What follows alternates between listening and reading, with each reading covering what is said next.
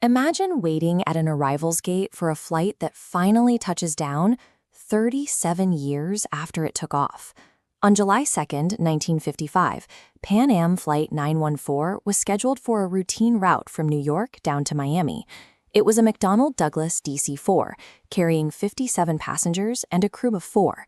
Shortly after takeoff, the plane dropped off the air traffic control radar.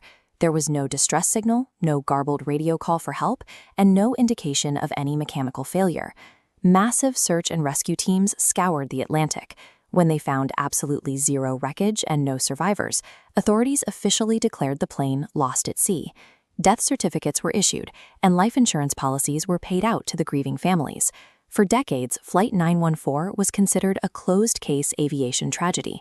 There was nothing in the public record to suggest it would eventually become a sci-fi phenomenon.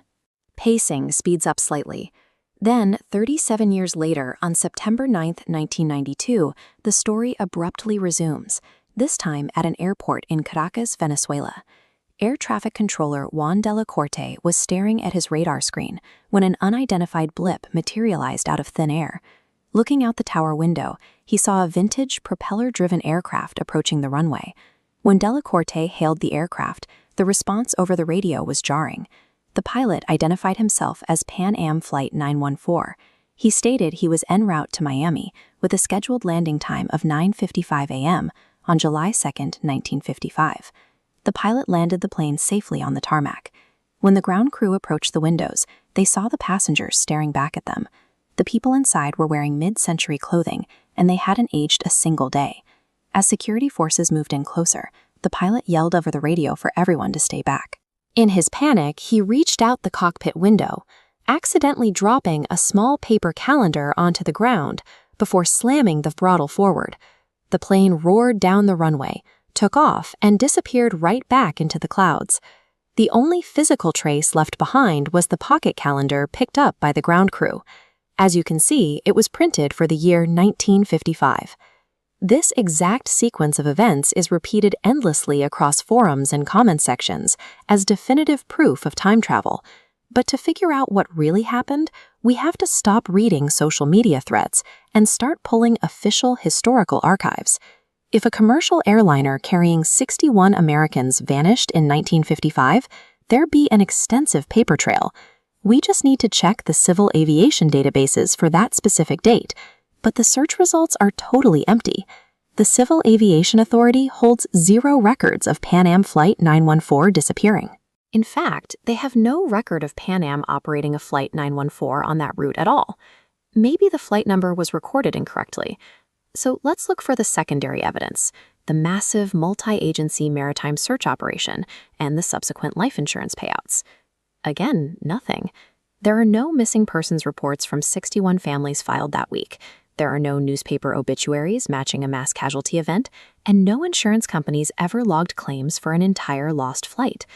The government documents, the maritime logs, and the financial records all agree on one thing: this flight never existed. If the event didn't happen in the real world, we have to look at where the story itself actually started. So where exactly did the detailed narrative of Juan de la Corte and the dropped 1955 calendar come from? The first documented mention of Pan Am Flight 914 appeared in a 1985 edition of the Weekly World News tabloid.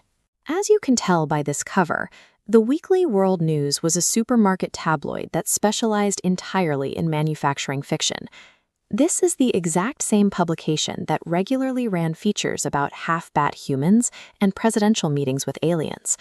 The original 1985 article about Flight 914 proved so popular with readers that the tabloid editors simply recycled it. They printed the exact same story as breaking news again in 1992, and then ran it a third time in 1999.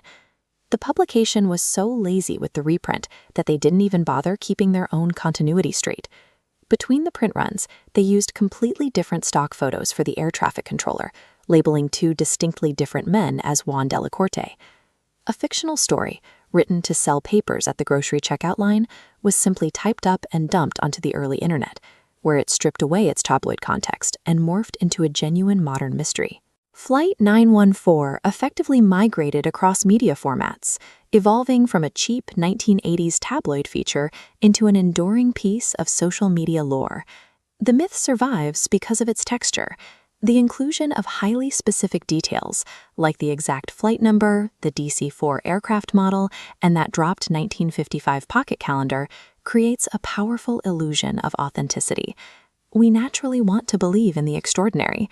A cinematic story about a time-traveling airplane perfectly hits those psychological buttons, easily overriding our instinct to verify the facts.